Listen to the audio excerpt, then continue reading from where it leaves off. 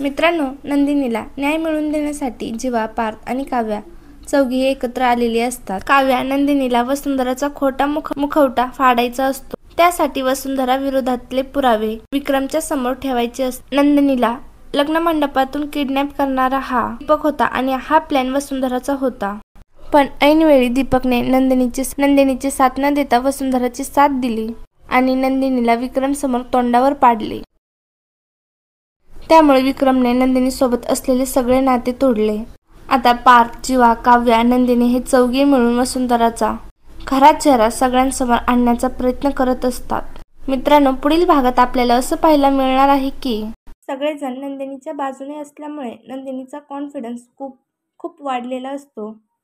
Kavya वसुंधराला openly challenge देऊन म्हणते की तुमचा खरा चेहरा आम्ही लवकरच सगळ्यांसमोर आणणार आहे. तर ते चौघीही एक टीम होतात आणि चौघीही एकत्र बसून दीपकला फोन लावतात आणि जीवा म्हणत असतो की जीवा दीपकला फोन लावतो आणि म्हणतो, जेव्हा तू नंदिनीला किडनॅप केलं होतं तेव्हा तू एकटा नव्हता, तुझ्यासोबत तुझा ड्रायव्हरही होता आणि त्यापर्यंत आम्ही पोचलोय. हे सगळं मंजू ऐकते. मंजू वसुंधराला जाऊन सांगते की तुझ्या विरोधात खूप मोठा काहीतरी प्लॅन सुरू आहे. त्यामुळे वसुंधराला तर धडकीच भरते. तर इकडे हॉस्पिटलमध्ये सँडीच्या बाळाचं ऑपरेशन असतं. त्यासाठी लाखो रुपये लागणार असतात.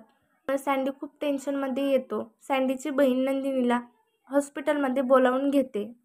नंदिनी सँडीची मदत करते. त्यामुळे सँडीला खूप वाईट वाटत असतं.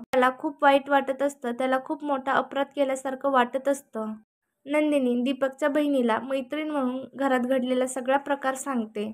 हे ऐकून सँडी नंदिनीला म्हणतो, तुला लग्नातून किडनॅप करणारा मी सुद्धा होतो आणि तो नंदिनीच्या विरुद्ध साक्ष द्यायला तयार होतो.